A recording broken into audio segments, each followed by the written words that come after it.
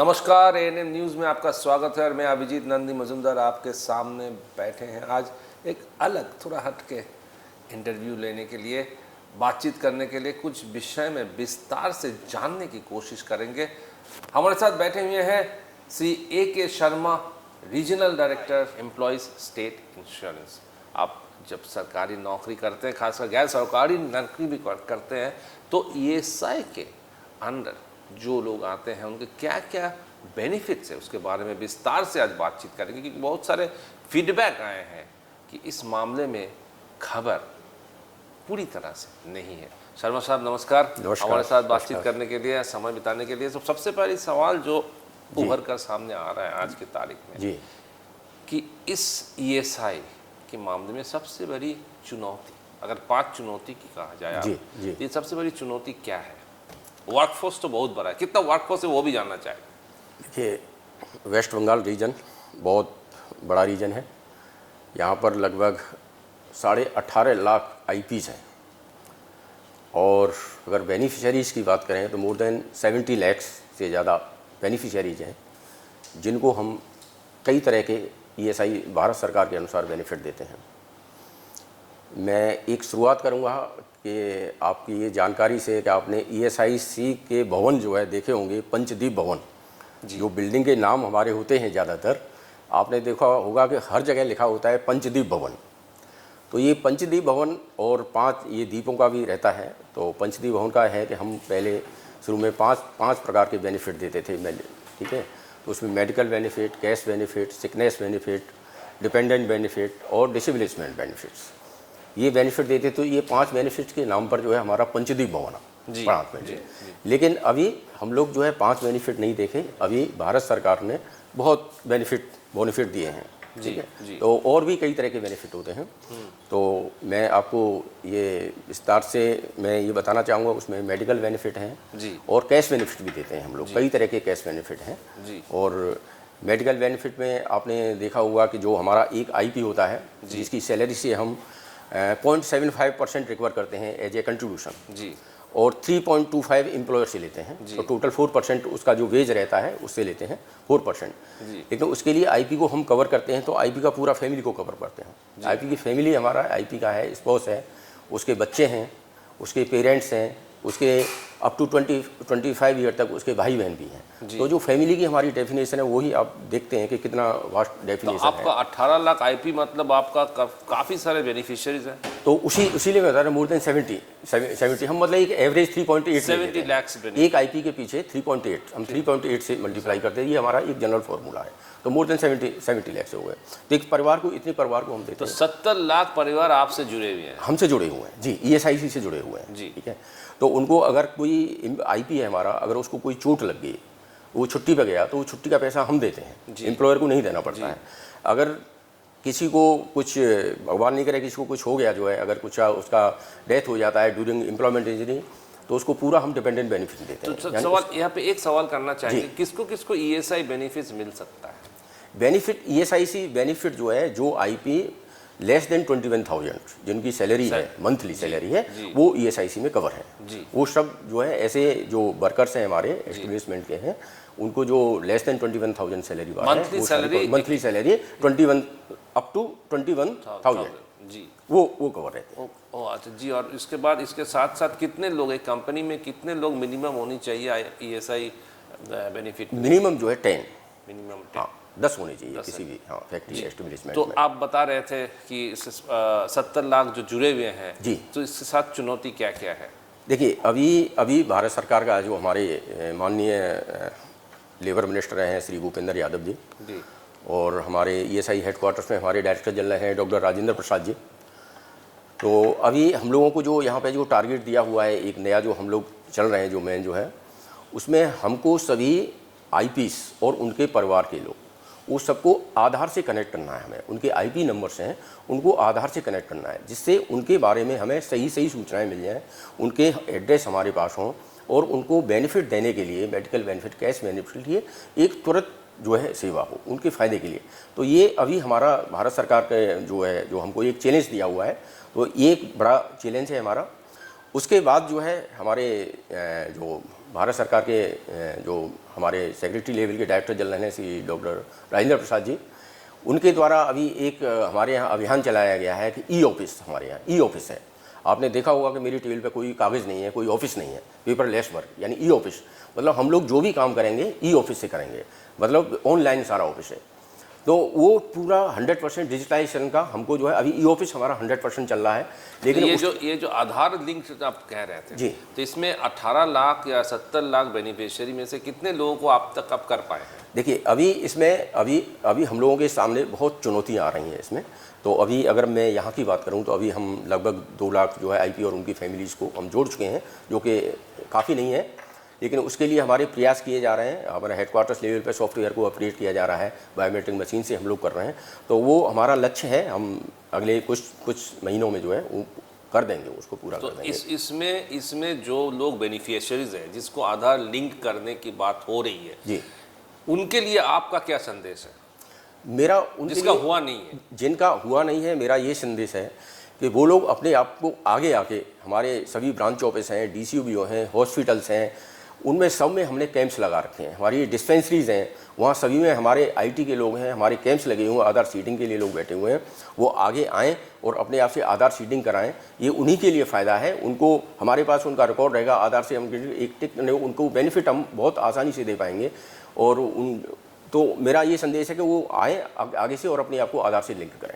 ये क्या ऑनलाइन कर सकते हैं? ऑनलाइन ही है, ऑनलाइन है। हमारे लोग हैं, वो कंप्यूटर से वेबसाइट है हमारी ESIC, वहाँ जाके करते हैं। तो ये कैंप चले लगे हुए हैं? जी, हमारे कैंप्स लगे हुए हैं। और दूसरा चुनौती को जो बात कर रहे थे आप, हमारा ई ऑफिस है, डेफिनेटली वो चुनौती नहीं है, वो तो बड़ी तुरंत हो भी गया है। उसके बाद अभी एक नया टारगेट हमको दिया है, फरवरी तक जो है 100% डिजिटलाइजेशन का किया है हमारे DG साहब ने। तो हमको लग रहा है वो लक्ष्य हम बड़े आसानी से पूरा कर लेंगे। और अभी आप देख रहे हैं कि अभी हम जो भी कोई भी फाइल आती है ई ऑफिस से आती है। मैं दिन में घर पे हूँ, कभी भी हूँ, अपना लैपटॉप साथ रखता हूँ, मैं एयरपोर्ट पे बैठा हूँ, रेलवे पे बैठा हुआ हूँ, कोई एक फ़ाइल नहीं रुकती है। कभी भी मैं अपना ओपन खोल के तो मेरे पास एक फ़ाइल आई है, मैं इमीडिएटली उसको डिस्पोज कर देता हूँ। तो ये एक बहुत बड़ा हमारा एक फ़ायदा है कि 100% ई ऑफिस हमारा हो गया है। और इससे अभी कोई भी फाइल आपको नहीं, पूरा ट्रांसपेरेंसी रहती है, पूरा आप ई ऑफिस में पूरा जो है सारा रहता है। जो है कोई उसमें ई ऑफिस में कब मैंने फ़ाइल को डिस्पोज किया, उसमें डेट आती है, उसमें इवन टाइम भी आता है, कितने बजे मैंने फ़ाइल को डिस्पोज किया, और हम कभी भी कहीं भी इसको डिस्पोज कर सकते हैं। तो 100% डिजिटाइजेशन है, फरवरी तक का हमको टाइम दिया है हमारे डायरेक्टर जनरल श्री राजेंद्र प्रसाद जी ने। तो उसको भी हम पूरा कर लेंगे, कंप्लीट कर लेंगे उसको भी। तो एक वर्कर अगर ESI बेनिफिट लेना चाहे तो सरल आकार पर उनको क्या क्या स्टेप करना चाहिए? आप क्या कहना चाहेंगे वर्कर को कि आप किस तरह से आगे बढ़े? कहीं ना कहीं बात उठती है कि दलालों की चक्कर में पड़ जाते हैं, तो इस मामले में आपका सलाह क्या है? मेरा जो हमारे जो वर्कर्स हैं, हमारे जो IPs हैं, उनको मेरा संदेश यही है कि आप अपने आप को, अगर आपकी सैलरी, आपकी वेजेज 21,000 से कम है, 21,000 से कम है, तो आप अपने आप को और अपने परिवार को आप ESIC में रजिस्ट्रेशन कराइए। वो एम्प्लॉयर का ड्यूटी है कि उसको रजिस्ट्रेशन कराना चाहिए। IP को आगे आके एम्प्लॉयर को बताना चाहिए कि मेरा सैलरी में ESI में कवरेबल हूँ, आप मेरा ESI रजिस्ट्रेशन करिए और ESI कार्ड मुझे दीजिए। उसके बाद हमारे किसी भी ब्रांच ऑफिस में आ जा सकते हैं, हमारे 66 ब्रांच ऑफिस हैं और हमारी किसी भी डिस्पेंसरी में जा सकते हैं, हमारे किसी भी हॉस्पिटल जा सकते हैं, हमारे RO ऑफिस में आ सकते हैं, SRO में आ सकते हैं, वो किसी की मदद ले सकते हैं। मेरा यह है कि आप अपने आप को ESIC में इनरोल कराइए, ESI में रजिस्ट्रेशन कराइए। इसके बहुत बेनिफिट हैं, इसके कैश बेनिफिट हैं, मेडिकल बेनिफिट हैं, और पूरा परिवार सुरक्षित रहता है ESIC का। ऐसी स्कीम जो है ऑल ओवर वर्ल्ड में कहीं नहीं है। तो ये स्कीम का लाभ उठाने के लिए मान लीजिए उनको चाहिए तो वो कैसे करेंगे? ऑनलाइन पूरा सुविधा क्या ऑनलाइन मिलती है? जी, एक बार ESIC में रजिस्ट्रेशन हो जाता है, उसका ESI नंबर आ जाता है। अगर वो बीमार है तो हमारा डिस्पेंसरी हॉस्पिटल जाता है, वो ESI नंबर दिखा देता है, वो नंबर से हम लॉक कर देते हैं। सारा ऑनलाइन प्रोसेस है हमारा, ऑनलाइन सारा डिटेल उसका आ जाता है। एक बार रजिस्ट्रेशन करते समय वो पूरा फैमिली का डिटेल देता है, अपना डिटेल देता है। उसके बाद वो फीड हो जाता है, डाटा हमारे यहाँ सेव हो जाता है। उसके बाद उसको ESI नंबर केवल जहाँ भी हॉस्पिटल है या हमारे ब्रांच ऑफिस कैश बेनिफिट है उसको ESI नंबर बताना रहता है। ESI नंबर हमारा जो ब्रांच ऑफिस में है या हमारा ESI डिस्पेंस डॉक्टर्स हैं वो डालेंगे, उसका पूरा डाटा निकल के आता है। जो भी उसको बेनिफिट मिला है वो मिलेगा बेनिफिट। तो इसमें पूरा चीज़ ही फेसलेस जो आपने अभी तक बताया जी, है, जी। रजिस्ट्रेशन करने से पूरा ये तक फेसलेस चेहरा है। आप ऑनलाइन सब कुछ हो सकता है, सब ऑनलाइन है हमारे यहाँ, फेसलेस टोटल ऑनलाइन फेसलेस है। इसमें पूरा सुविधा वर्कर की या आईपी की तरफ जाता है। जी जी, अगर ये ज़रूरी नहीं है कि आईपी हमारे ब्रांच ऑफिस में आए, वो अपनी फैक्ट्री में है, जो वहाँ के ह्यूमन रिसोर्स एचआर के लोग होते हैं उनको अपना कागज़ देगा, वो ऑनलाइन हमको भेज देंगे, हमारे ब्रांच ऑफिस में आ जाएगा, डिस्पेंसरी में आ जाएगा, अगर कैश पेन वेलर ऑनलाइन उसको सब मिल जाएगा। तो आप आए एक दूसरे हट के थोड़ा सा आते हैं अस्पताल की तरफ। जी, तो अस्पताल की आज की तारीख में ईएसआई की आपकी बुनियादी अस्पताल, ईएसआई की बुनियादी अस्पताल कितने सारे हैं और आपके साथ कितने सारे अस्पताल? एक बातचीत चल रहे थे जब हम श्रम मंत्रालय से बातचीत कर रहे थे, माननीय मंत्री जी से बातचीत कर रहे थे, मंत्री जी ने बताया था कि गैर सरकारी अस्पतालों के साथ भी स्टैंडगार्ड करने की एक बातचीत चल रही है, कोलैबोरेशन करने की बातचीत चल रही है। तो ये कितना हद तक हुआ है? आज अस्पताल की स्थिति क्या है? जी, देखिए अभी हमारा जो ईएसआईसी कॉर्पोरेशन रन कर रहा है वो जोका में 470 हॉस्पिटल है, 470 बेड का हॉस्पिटल है और उस काफ़ी अच्छी सुविधाएं उनको मिल रही हैं। इसके अलावा 13 हमारे स्टेट हॉस्पिटल है, मतलब स्टेट रन हॉस्पिटल है, स्टेट गवर्नमेंट हमारा चला रहा है। उसके बाद हमारी 66 डिस्पेंसरीज हैं, वो स्टेट गवर्नमेंट चला रही है। उसके बाद 6 हमारी DCBO हैं, ब्रांच ऑफिस कम डिस्पेंसरीज, वो हम चला रहे हैं। उसके तो बेनिफिशियरीज को पूरा ले। उसके अलावा भी हम लोगों ने ऑल ओवर वेस्ट बंगाल हम लोगों ने प्राइवेट हॉस्पिटल से टाई अप किया हुआ है। अच्छे अच्छे जो प्राइवेट हॉस्पिटल हैं CGHS रेट से हम लोग टाई अप किए हुए हैं। तो जो सुविधाएं हमारे हॉस्पिटल्स में नहीं है या कोई इमरजेंसी है उसके नज़दीक है, तो वहाँ लेके कैशलेस जो है ट्रीटमेंट लेते हैं हमारे डॉक्टर्स। आप यहाँ पे आमरी है, बड़े बड़े हॉस्पिटल्स हैं, वो सब हमारे टाई अप में हैं। और आईपी जो है सीधा वहाँ जा सकता है इमरजेंसी में, वो ट्रीटमेंट कराएगा, हमको बताएगा, हमारा डॉक्टर वेरीफाई करेगा और कैशलेस ट्रीटमेंट उसको मिलता है। वो आईपी या उसका फैमिली मेम्बर कोई भी जो डिपेंडेंट है उसके ऊपर। इस मामले में आगे जाकर आपका कोई प्लान है, कुछ करने का इरादा है, कुछ हम लोग आप विस्तार कर रहे हैं अस्पताल? जी जी, अभी माननीय भारत सरकार ने, अभी माननीय हमारे जो मंत्री साहब हैं, कैबिनेट मंत्री साहब हैं श्री भूपेंद्र यादव जी, अभी उन्होंने एक मार्च 24 तक 3 नए हॉस्पिटल्स लॉन्च करने का टारगेट यहाँ पे दिया है, जो कि 100 बेड का एक सिलीगुड़ी में है, 100 बेड से एक हल्दिया में है और एक 50 बेड एट आसनसोल में है। ये माननीय मंत्री साहब ने, भूपेंद्र यादव साहब ने मार्च 24 तक टारगेट इनको लॉन्च करने का लिया है। तो ये 3 हॉस्पिटल और मार्च तक लॉन्च हो जाएंगे, उम्मीद। कहाँ इतना हद तक या काम आगे बढ़ चुका है, हो जाए इनका? हाँ, इनके काम मोर देन 95% वर्क कंप्लीट हो गए हैं, 95% भी कंप्लीट हुए हैं कुछ ऑप्शन, और ये टाइम से पूरे हो जाएंगे। तो ये कोविड की ट्रीटमेंट और बाकी सब सारे ट्रीटमेंट इस अस्पताल में मिल सकता है? जी, सभी। हाँ, सो ट्रीटमेंट का कोई इसमें नहीं है? नहीं, ट्रीटमेंट का कुछ नहीं है। हमारे कोविड है, जो भी बीमारी है, जो हमारे डॉक्टर्स हैं, स्पेशलिस्ट रहते हैं, वो ट्रीटमेंट करते हैं। जी। अस्पताल से हट के आते हैं थोड़ा सा बेनिफिट की तरफ। जी, तो परमानेंट डिसेबिलिटी बेनिफिट के तहत इस तरह की कितने सारे बेनिफिट्स ईएसआई दे रहे हैं, इस बारे में थोड़ा सा अगर विस्तार से बताएं। देखिए, जो आपने डिसेबलिशमेंट के बारे में, जो एक परमानेंट होता है डिसेबलिशमेंट, हाँ, एक टेम्परेरी डिसेबलेंट होता है, एक डिपेंडेंट होता है। मैं इसी पे आता हूँ पहले। हाँ, जी। तो परमानेंट डिसेबलेंट बेनिफिट एक ये होता है कि किसी वर्कर की ड्यूरिंग एम्प्लॉयमेंट, यानी जब कोई काम कर रहा है, ऑफिस आ रहे हो, उसका एक हाथ कट गया, पैर कट गया, उंगली कट गई, तो उसको जो है वो परमानेंट डिसेबलेंट, यानी उसको परमानेंट चोट लग गया, परमानेंट उसका हो गया, नुकसान हो गया। तो हमारा एक मेडिकल बोर्ड होता है, तो मेडिकल बोर्ड में वो जाता है, मेडिकल बोर्ड उसको डिसाइड करता है, असेस करता है कि अर्निंग कैपेसिटी कितना लॉस हुआ है इसका, यानी कितना इसका कैपेसिटी, अर्निंग कैपेसिटी करेगा। तो उसी रेशो में हम लोग जो है उसका all over life, whole life जो है उसका हम लोग पेंशन बना देते हैं। तो उसको ये परमानेंट रहता है। एक टेम्परेरी होता है, टेम्परेरी में क्या है, कुछ दिन के बाद सही हो जाता है, टेम्परेरी 6 महीने के लिए है, तो उसको 6 महीने तक हमारा मेडिकल बोर्ड होता है, वो उसका बताता है, तो उसको हम 6 महीने तक वो एम्प्लॉयमेंट उसका पूरा सैलरी का 90% तक देते हैं उसको। एक होता है डिपेंडेंट बेनिफिट। डिपेंडेंट बेनिफिट में क्या होता है कि जैसे during the course, during employment course जो है, अगर कोई एक्सीडेंट हो गया, उसको सीरियस एक्सीडेंट हो गया, आईपी खत्म हो जाता है, या कम्यूटिंग पीरियड होता है, जो घर से ऑफिस फैक्ट्री आता है या फैक्ट्री से ऑफिस जाता है, उसको भी हम रोजगार पीरियड के रूप में मानते हैं। उस समय अगर उसकी मृत्यु हो जाती है तो उसको होल लाइफ जो भी उसके डिपेंडेंट है, जो उसका सैलरी मिल रहा है, वेजेस, डेली वेजेस मिल रहा है, तो 90% तक जो भी उसके डिपेंडेंट हैं उस रेशो में हम उनको होल लाइफ पेंशन उसकी बना देते हैं, तो पेंशन मिलता है उसको। ये है। उसके अलावा और क्या क्या बेनिफिट्स है? उसके बाद सिकनेस बेनिफिट होता है। अगर वो बीमार पड़ गया, 10-15 दिन बीमार गया, हमारा तो मेडिकल सर्टिफिकेट इशू करते हैं, ठीक है, तो उसमें उनको ट्रीटमेंट हमारा फुल रहता है, मेडिसिन फ्री मिलती हैं। उसके बाद जो सैलरी उस पीरियड की होती है, वो सैलरी हमारा हम लोग देते हैं, ESIC देता है। उसके बाद मैं बेनिफिट में ही आता हूँ, तो मैटरनिटी बेनिफिट है। जैसे हमारा जो लीडिंग जो वुमेन IPs हैं, उनको हम 6 महीने तक मैटरनिटी बेनिफिट देते हैं। है ना। तो उनके भी और मिस करेज पे भी उनको 2-2 हफ्ते का बेनिफिट देते हैं, तो उनको भी फुल सैलरी देते हैं। ये बेनिफिट है हमारे कई। जी अभी मैं और बेनिफिट के बारे में ही और बताना चाहूँगा। अभी कोरोना पीरियड में जो हमारे आईपी जो मृत्यु हो गई उनको भी हमने पूरा फुल जो है पेंशन भारत सरकार ने दिया, जो है पूरा उनको पेंशन मिला है कोरोना पीरियड में।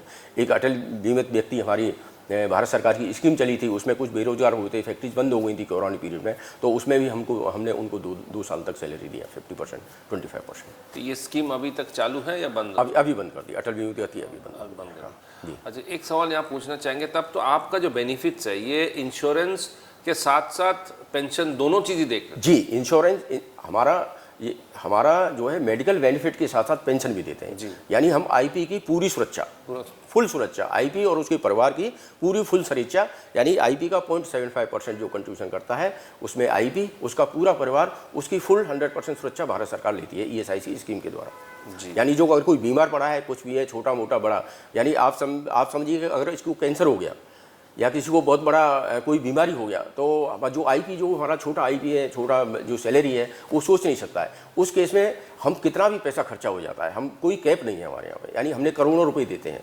और जो हमारे इवन जो हॉस्पिटल हैं, जो कैंसर के हॉस्पिटल हैं, हमारी कोई सीमा नहीं है, कितना भी बेनिफिट है हम उनको देते हैं। जो है कोई भी बीमारी है, अगर एक बार एडमिट हो गया, फुल खर्चा जब तक ठीक नहीं होता है उसको करते हैं। किडनी ट्रांसप्लांट तक भी जो है आईपीज का हम लोग करते हैं। माने आप ये बहुत बड़ी बात कही कि कैंसर और किडनी ट्रांसप्लांट का कोई कैप नहीं है, जितना सीमा नहीं है, जितना खर्चा होता है उतना ही सरकार देती है। सरकार उतना देती है, कोई किसी का कोई कैप नहीं है किसी भी बीमारी के लिए। एक बार हमारा आईपी है वो, तो उसका पूरी जिम्मेदारी भारत सरकार ईएसआईसी स्कीम के द्वारा लेती है।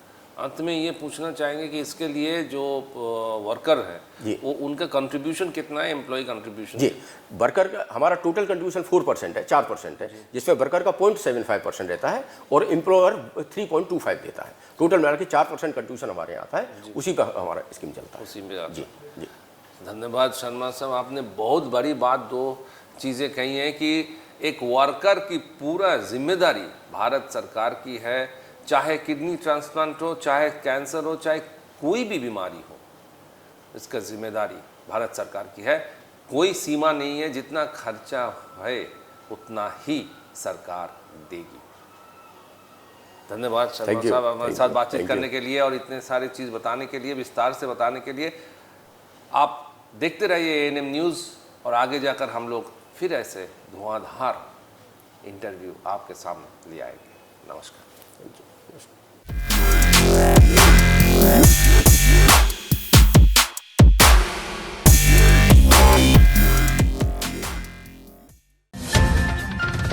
और खबरों के लिए सब्सक्राइब कीजिए एएनएम न्यूज़, बेल आइकन दबाकर रहिए सबसे आगे।